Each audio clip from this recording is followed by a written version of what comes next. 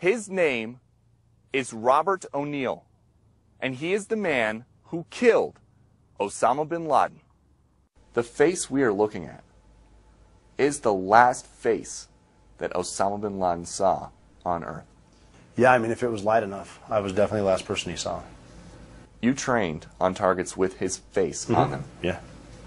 What was it like to kill the actual guy? It wasn't real. It was another guy in a house that we shot. It didn't sink in. It didn't sink in for a while. Has it sunk in now? Yeah, it has now. I've thought about it every day for a number of years.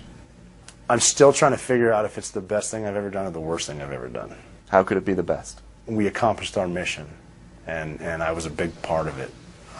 Well, I was a part of it. And how could it be the worst? I don't know what's going to happen. And it's something I have to live with every day. Before the war on terror and the hunt for Osama bin Laden took Rob to the farthest reaches of the globe, the quiet mining town of Butte, Montana was home. This is where his story begins. Rob O'Neill had a normal childhood. He played basketball for Butte Central Catholic High School, worked odd jobs around town, and was always surrounded by family and friends. What's it like coming back to Butte?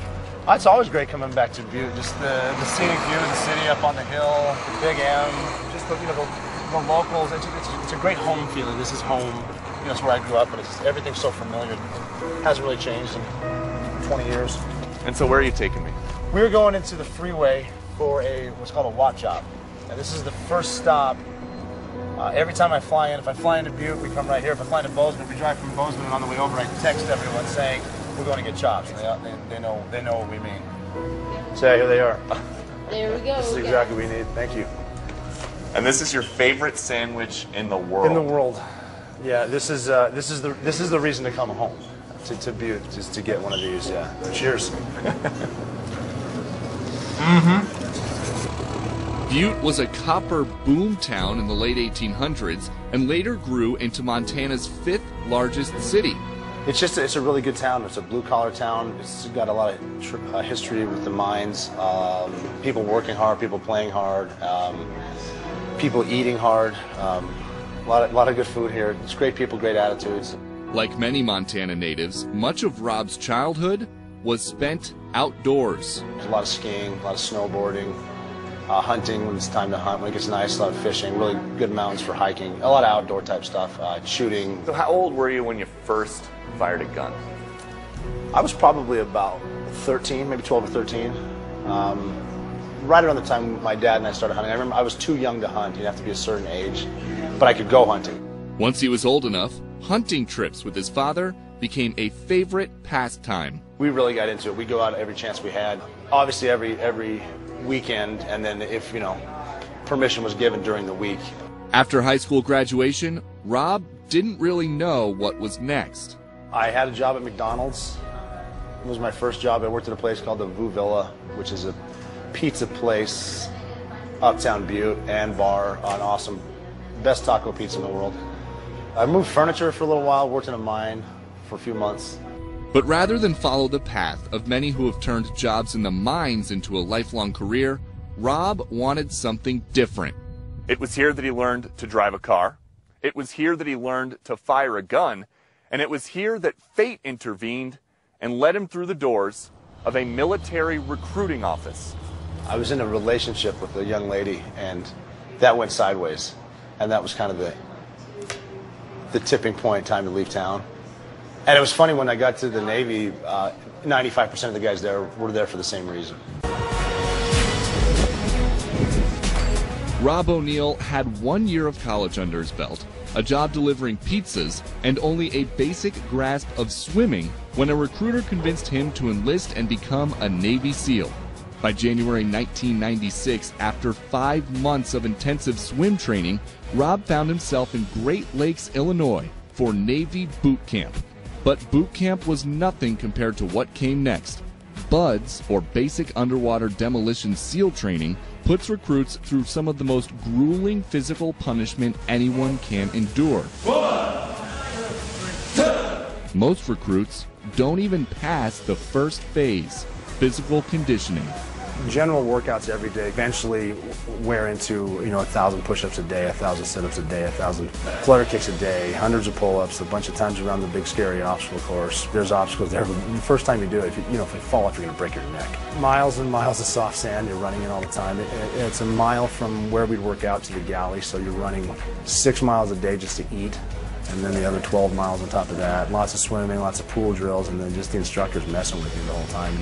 You have to run everywhere. You can't walk anywhere. If you're going to do stuff, you're running, and the instructors will find you and drop you. And every time you drop, it's like 25 push-ups at first, and it goes to 35 and 50 as the phases go on. There's tests every single day, pass or fail, like the drown proofing, which is pretty famous, where they tie your hands behind your back and your feet together and throw in the water for 45 minutes at a time, probably, where like you're exhaling all the air so you can sink, kick off the bottom, come up and breathe. You have 10 minutes, swim the length of the pool. Floating's hard when you're tied up. They make you float for 5 minutes and you can't touch the bottom, and then swim down and grab a mask with your teeth and do flips, and then come up and show them, and then they let you out and untie you. And that's where a lot of people lose it, because for some reason I guess it's not natural to be tied up and thrown in a pool.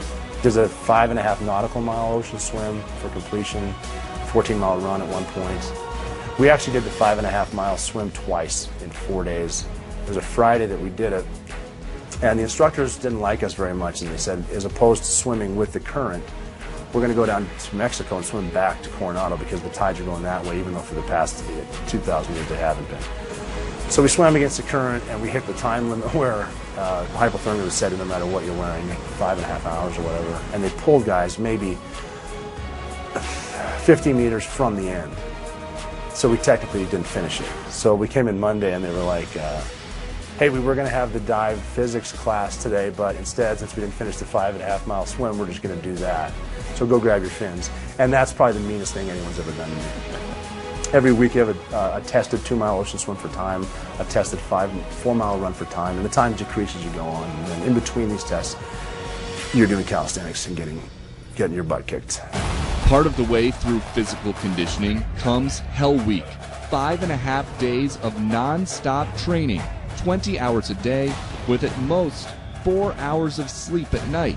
During Hell Week, recruits run more than 200 miles. The way that I remember feeling was, I know I have a past, I know I came from somewhere, but that's gone and I have no future. I'm going to be in hell for the rest of my life. That's what it felt like. This is the worst place I've ever been. Until you get a day off, and it's the best thing you're doing. Because they give you weekends off because you need it to heal. So, the saying is everybody wants to be a frogman on Friday, especially when the sun's still out. And Sunday night, you're like, oh boy, here we go again. And yeah, it was just a miserable experience. The next phase of SEAL training includes combat diving and scuba, where recruits learn to operate above water and deep beneath the surface. After that comes land warfare, explosives and weapons training, and small unit tactics, followed by 26 weeks of more advanced SEAL qualification training. There never really was I'm sure I can do it. It's just I'm sure I'm not going to quit. And I don't know if that's part of the attitude here. I mean, I knew I wasn't going to, there was no chance of me quitting. They're going to throw me out or I'm going to get hurt. But I'm not going to just say you got better of me. And some good advice that was given to me, just little things like I had an instructor once tell me, I'm never going to ask you to do anything impossible. So it'll be really hard, but it's not impossible. You can do it, just don't quit. And then another guy said to me, I don't understand how you can quit, because when you quit, you take your helmet off and your name's on it, and you ring the bell, you put the helmet down, the helmets are in line. And someone just said to me, how can you quit and put a helmet with your father's name in the quitter's line? It's like, that's just good advice. 26 weeks into it, it's graduation week, it's like, holy crap, I'm going to make it. And he did, but the training didn't end at graduation. Then it was off to parachute school and even more advanced pre-deployment courses. You survive SEAL training. You become a Navy SEAL, officially. What was your first job? My first job, I was assigned to a platoon, Bravo platoon, SEAL Team 2. We went to the range and we were shooting Navy qualifications, and I was a pretty good shot. And I did so well, my boss said, well, this new guy's a good shooter, let's send him to sniper school. So during that first, they called it a workup, which is the training cycle a platoon does before it deploys. They sent me to Camp Atterbury, Indiana for Naval Special Warfare Scout Sniper School when I became a sniper. And soon the boy from Butte, Montana who 1 year before had been delivering taco pizzas, was a Navy SEAL sniper. Coming up next on The Man Who Killed Osama Bin Laden. The World Trade Center, Tower number 1, is on fire. The whole outside of the building, there was just a huge explosion. We said the words Osama Bin Laden within 30 seconds.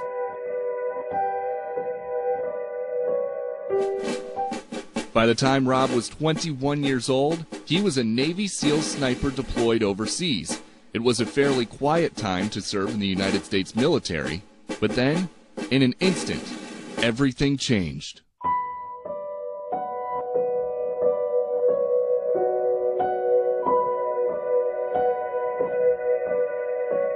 The World Trade Center, Tower number 1, is on fire.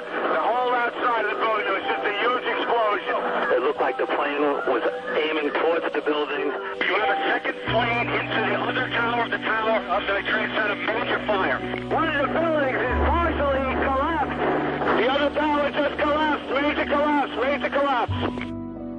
I was in the operations office at Naval Special Warfare Group 2, which is in Stuttgart, Germany, and I was catching up on emails and sitting there with a couple of the operations officers, things like that, and they went to breaking news. We have a very tragic alert for you right now. An incredible plane crash into the World Trade Center here at the lower tip of Manhattan. The first reports were, a small plane had hit, and they showed it, and it's like, wow, that's the entire building. That wasn't a small plane. And then we start saying, look how clear it is. This is something else, and we're actually not quite ahead of it. Another plane just flew into the second tower. We saw the second plane hit, and instantly we're like, that's it. And we said the words Osama Bin Laden within 30 seconds. We knew everything had just changed. We didn't know what was going to happen. It was a shot in the gut. It was surreal. It was painful, and it was infuriating to see the symbol of the greatest nation gone. And then you got people dancing in the streets overseas. You got the footage of Osama Bin Laden in a cave laughing about it, and it's just one of those like, okay, I guess it's on, and we're gonna get you. Rob and his teammates were itching to get into the fight, but as the invasion of Afghanistan began, they would have to wait. They were going to send the Tier 1 guys in from the Army and SEAL Team 6. As the war started, tactics were trickling down from SEAL Team 6. Because all we knew at that time, anyone knew, were Vietnam tactics. Because we hadn't been to war seriously since Vietnam. I mean, there was Grenada, Panama, Desert Storm, which was a couple hours. So no, we only knew what we knew. We only knew Vietnam, but then there's the guys coming back saying, okay, this is what guys are doing in gunfights. So they honed their craft and continued to train, while in the Middle East, another storm was brewing. At this hour, American and coalition forces are in the early stages of military operations to disarm Iraq, to free its people, and to defend the world from grave danger. Now this is 2003, and the invasion in Iraq is happening. So we're like, well, we're definitely going to be a part of that.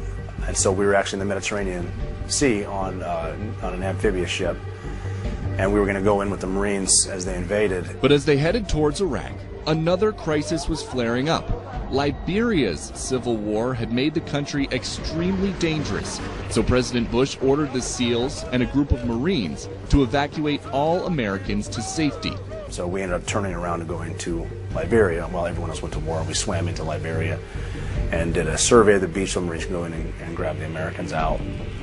So we missed the war, that deployment too, and then that was when I figured it was time to go to SEAL Team 6 because they're fighting everywhere, and that was the decision I made. Being a member of SEAL Team 6 is the ultimate goal of many Navy SEALs. Officially known as the United States Naval Special Warfare Development Group, or DEV Group, they are the best of the best, the proverbial tip of the spear.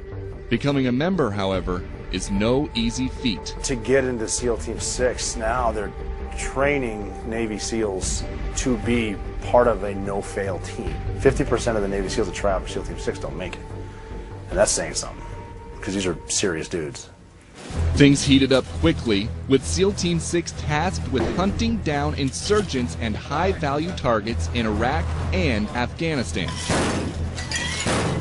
It was probably 6 out of 7 nights a week that we would go out. And that's really where we learned how to fight. That's where we got as good as we did, because we learned from the enemy. The enemy knew our tactics before we started fighting them in Iraq, and they used them against us. What would a night where you're working be like? The intelligence people worked around the clock, so we generally go in there, find out what they've been watching all day, and based on what they were watching, what they found, we would pick a place to go, come up with a plan, brief the plan, get on the helicopters that were parked right outside, fly away, and then go into a house, find the bad guys, take them and their stuff, bring them back, and find more targets based on what they tell you, and then the next night's the same thing. How much concern was there that the houses were booby-trapped? There's concern. That became one of their tactics, where they would rig the house and wait for people to enter and blow it up. You just kind of need to look for what doesn't belong here. But yeah, I mean, it's spooky. I've walked in houses where there were bombs. We went in, we're face to face with a big drum of homemade explosives right in the middle of the room, wired. You'd say the code word for what means get out of here quietly, but abruptly, and then people jumping off the roof. Did you ever think there was a chance you were going to pull the sheets down to see if somebody had a vest, and when you look, it's Bin Laden? No. During those raids, it was all low-level thugs that were making bombs and killing Americans. Every one of these guys we take off the street were saving someone's lives, because there are people in every branch of the military that had a much more dangerous job than we did, because we were able to fight on our terms. We got people out there, Marines, Army, we got Navy guys out there driving around in vehicles wondering when they're going to blow up. It was better to target IED makers because you're taking them off the battlefield. Coming up next, before the Bin Laden mission, Rob was on the front line of another crisis that would end up as a Hollywood blockbuster, the rescue of Captain Richard Phillips. That story, and never-before-seen video from that mission, when the man who killed Osama Bin Laden continues. Missions executed by Naval Special Warfare Group are classified, and the American people will never hear about most of them.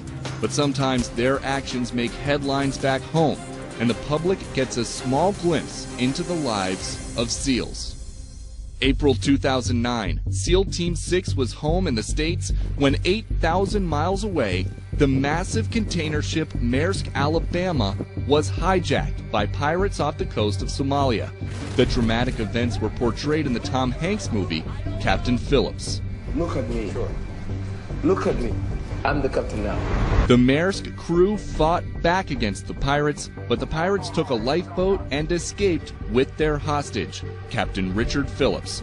Soon, news reached the United States. An American was being held captive on a tiny lifeboat in the middle of the Indian Ocean. We knew we had a system in place. That's kind of our specialty, is to rescue people in the ocean. The thing unfolded and people were spinning up, and we kind of knew that something's going to happen, because the negotiations aren't going well, and these guys are doing this. It's getting kind of rugged. American Navy ships and helicopters were able to block the lifeboat carrying Captain Phillips and his Somali pirate kidnappers from reaching Somalia, even as the pirates opened fire. Shots fired! Shots fired! At the same time, the call was made: send in the SEALs. Good Friday, April 10th, which is my birthday. And I was at a tea party for Easter at my kids' preschool. And we were actually sitting the kids down, getting them stuff to eat, when we got the message, and we're going. So I had to leave from a preschool classroom to jump into the Indian Ocean to rescue Captain Richard Phillips. There's a 7-Eleven outside the base, and I stopped there to get some items I would want to jump with, tobacco and money and stuff like that. And I stopped there, and there's a guy in front of me who was in no hurry whatsoever, and I'm in kind of a hurry, and I have a set amount of time to be there. One of the things he was buying was a USA Today, and he slammed it down the paper, all patriotic, and he was like, "I'm sure someone would do something about this." It's kind of funny. It's like, you know what, buddy, if you hurry up and pay for your stuff, we will. By that time, the lifeboat had run out of fuel, and the pirates agreed to have it towed behind the USS Bainbridge.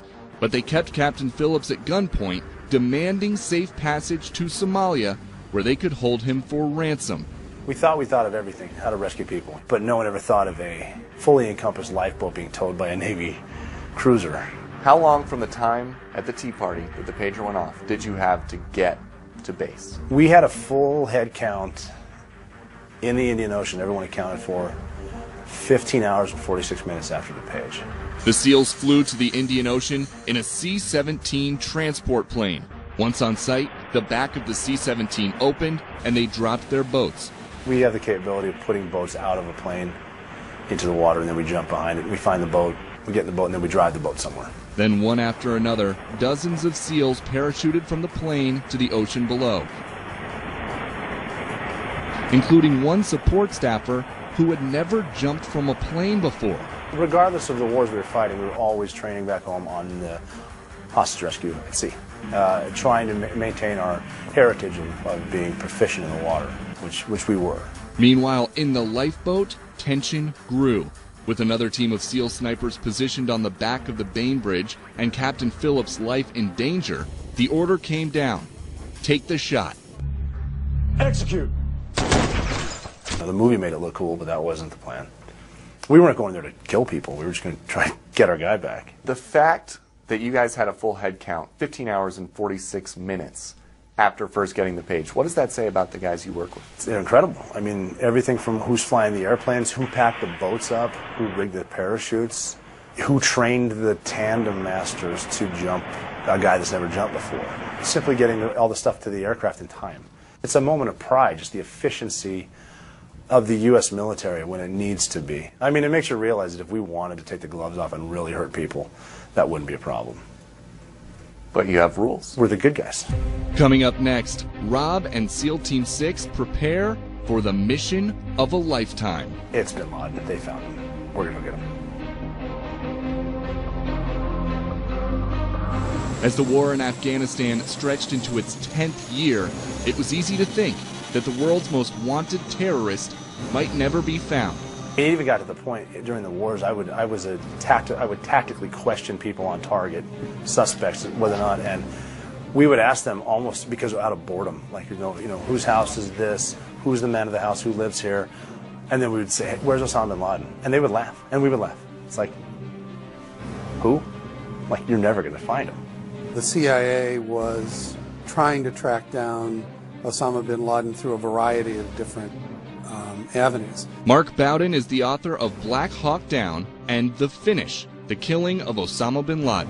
One of the primary threads was thought to be his courier system, and an individual who was known, who was called Al-Kuwaiti. They followed him as his vehicle returned to this house in Abbottabad.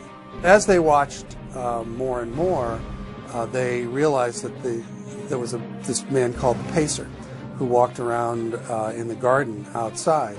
And a lot of the people watching who had seen images of Bin Laden from above in the past believed that that was him. The big question was how to proceed. One of the first options they considered was to bomb the compound, which would have killed everyone in it, and probably some people living nearby. The neighbors are going to die.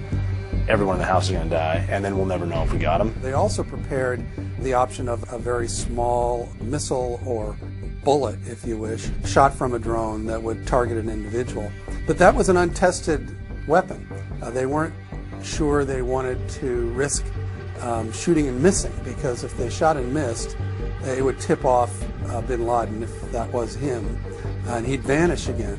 They briefly considered a joint effort with the Pakistanis and some American forces, and they quickly got rid of that one because the Pakistanis will tell the people in the house we're coming and he won't be there. Then there was us. Sending in a SEAL team was by far the riskiest option, and it wasn't just a risk of losing those men or of collateral damage on the ground. There was also the possibility that the intrusion into Pakistan's airspace would be noticed. After much deliberation, the call was made. We just gotten back from deployment number 11 for me. We went to Miami to dive. We got the call from there that they were calling back a couple of us, not all of us. And other guys from other trips had been recalled. They were all senior guys. And they sat us in a room and they said, hey, we found a thing, and the thing's in a house, and the house is in a bowl, and the bowl's in a country, and you're going to go to that house and you're going to get a thing and you're going to bring it back to us. That was it. We assumed it was Gaddafi because it was the Arab Spring. How we get in there, can't tell you. Where's the country, can't tell you.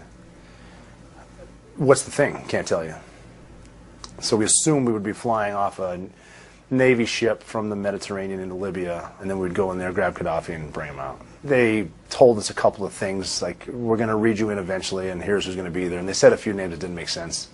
You know, a few of us were talking a couple days later about this person, why would they be there? It's Bin Laden. They found him. We're going to go get him. The CIA had been doing extensive surveillance on the mysterious compound and built a scale model that was an exact replica. We knew it was going to be a house. We were going to separate into 4 teams, so we were able to get an idea of what the external part of the target looked like. We knew every single part of the exterior, every opening, every garden, every path, how high the walls were. We'd practice flying in and then assaulting. The plan was to fast roll. We were going to fast roll all the guys from Dash 1, the first helicopter, right in front of the main house out of both sides. Dash 2 would, at the same time, drop some guys outside of the north end for external security, then put the rest of us on the roof. Once we were on the roof, we could take it from the top and bottom simultaneously. We'd practice the hit, and then we'd practice leaving, and then we'd do it all again. We had the plan down. I mean, we could have launched the day they told us. No problem. What did the CIA analyst, who's now famous for being the subject of Zero Dark 30, tell you? If you want to kill him, he's on the 3rd floor. 100%. Were you 100%? I believed her. When you're drawing up the plan in the United States, where were you supposed to be? Initially, I was going to be the team leader for external security. There was a couple of snipers and a medic, and I was going to be the team leader outside. So we were going to get off our helicopter. It was going to drop us off, and the rest of the guys were going to go to the rooftop. The analyst told me, if you want to get a shot at Bin Laden, he's on the 3rd floor. So I actually talked myself out of a team leader spot so I could stay on the helicopter and then go to the roof. And then that was what we called the Martyrs Brigade. So we volunteered to get on the roof, and then we're going to jump into the balcony, and then we're going to have a shootout with Bin Laden from the balcony inside. The more we trained on it, the more we realized this is going to be a one-way mission. We're going to go and we're not going to come back. We're going to die when the house blows up. We're going to die when he blows up. Or we're going to be there too long and we're going to get arrested by the Pakistanis, and we're going to spend the rest of our short lives in Pakistan prison. What's it like training for something so hard, so intensely, when you don't think that you're going to survive the mission? Well, it was worth it, because this is it. We would have moments, we'd joke around and laugh, but then all of a sudden it kind of hits you again. It's like, all right, let's get serious again, because this is going to happen and we're not coming home. Was that a sad feeling? No, it was more of a, we're going to die eventually. This is a good way to go, and it's worth it to kill him, because he's going to die with us. When you heard that there were some other options, did any part of you hope that the president picked one that did not require sending you to possibly die? The thought was there, but we wanted to go. We really wanted to do this. This is why we're all here now. And just to be part of something so historic, you can't ask for more. I mean, would there have been some sort of relief? Maybe. Okay, we didn't go and they bombed it. Great. But we wanted it. Bad. Why? It's it. It doesn't get any better. This is it. This is why we're here. We're at war because of this guy, and now we're going to go get him. Tell me about the letters that you wrote your kids. I wrote one to pretty much everybody. It was more of an explanation of why we went, why it was noble, and why I'm not afraid. With the best people in the world, we're going on the most important mission since Washington crossed the Delaware. And it's worth it. I'm sorry that you're upset, but I died with the people I should have died with. Yeah, I mean, it was sad. There's a few times when tears are hitting the pages. It's weird to the last. I mean, I'm going to call people, but this is a letter they're going to get from me explaining why it had to happen. Did you think they wouldn't understand? No, they'd all understand. The kids probably wouldn't, but I think eventually they would. And that's a piece of paper that they would have for their whole lives. Yeah. That piece of paper would be the last advice they ever got. Yes. From their dad. Yes. What'd you say? Like I talked about their weddings, wishing them happiness, take care of their mom. I think there's some apologies in there for, sorry I'm not around. The first thing I did when I got home was shred them. And I don't know if I'm happy about that, but, they're gone. Why'd you shred them? I didn't want to read them again. I don't want anybody reading them. Why not? It didn't happen. And I thought it was going to, instead of something horrible happening, something great happened instead. Before you left, you also called your dad. I did. He was the last person I called. I was actually in my gear getting ready to launch on something I couldn't tell him, and I called him to say goodbye and thanks for everything. The interesting part of our conversation, I don't know what he's doing. As I look back on it, I get choked up. Going into it, they might be heading to some deserted island to do something fairly benign, if that's ever possible with SEAL Team 6 guys. So I really don't know what he's up to, but he's calling me last. I know that he's telling me that he's boarding the bird. I'm the last one he calls, and he's checking in. Kind of thanking me for a lot of things, but just checking in. I couldn't say what's going on. I was like, hey, something along the lines of, it's nice that we got to know each other. Something like that. Something that really got to him. And I wasn't trying to be sad, and I wasn't sad at the time. I was more excited, just saying, hey, because he knew I'd gone somewhere. He didn't have any idea where I was, and he just he knew something was up. And so I think for a while, and I have a very busy mind, even though I'm out here in a Walmart parking lot where the biggest hazard is parallel parking for me, all of a sudden things are hitting me. He told me later that he was in his truck at the Walmart right down the street here, and after I hung up the phone, he couldn't get out of his car for 20 minutes.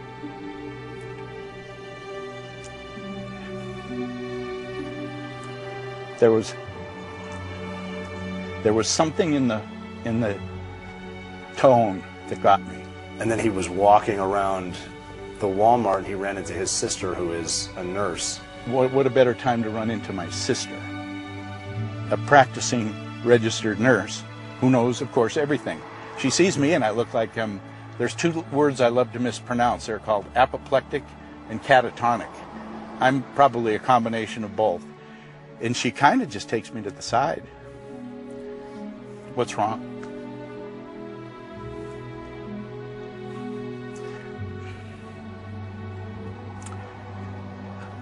Looking back now, I really do know what's wrong.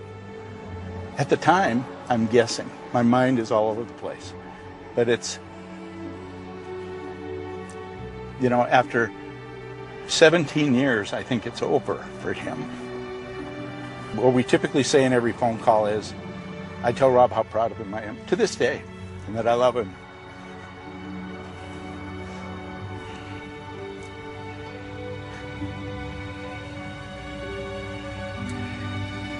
In this call, I remember I said, I wish I could go with you. Just what he needs.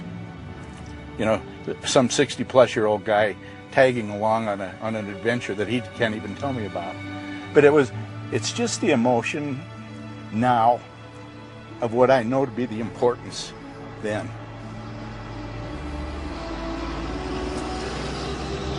After 3 years and 4 months, it should get better. And it will. And then I guess he went home, and a few hours later, it's more of a, you've got to be kidding me type stuff. And then he's watching the press conference. Well, remember, he said he remembers watching Geraldo, and they're speculating, and then it was more of a, is everyone okay? And followed by a pride. And he knows the story better than I do. I just remember making that call and then getting on the helicopter to leave. We walked outside. There was a bonfire going. The boss on both sides, the admiral and the sergeant major, were there, as was the other SEALs. There's a couple proud words from our bosses, and instead of the usual handshake to the other SEALs, like, going to mission, give them a handshake and like, hey, all right, see you in a couple minutes, man, have a good fight. Now it was hugging everyone. We all knew that the chances of dying were really high. So just hugging the other guys, looking at my brothers from the other squadron, it was just, you know, I can only imagine it's like a feeling in the tunnel for an NFL player before he's about to run on the field in front of 100,000 people. It's like, it is time to do my job. And we drove to the helicopters, and then we had a minute around there. We were sitting there talking. Guys did their last things they needed to do before we get on for a long ride. And then we got in the helicopters and we launched. We were the end. We were the fists. We were the FDNY. We were the NYPD. We were the American people. And when President Bush said freedom will be defended, he meant it for everyone. We were everyone.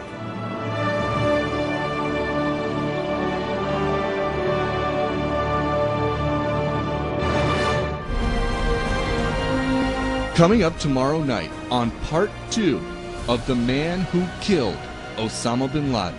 2 minutes out, the doors open, and it's not a training site in the mountains in the United States. I knew there would be a hallway, I knew there would be rooms off to the side, I knew there would be a stairwell at the end.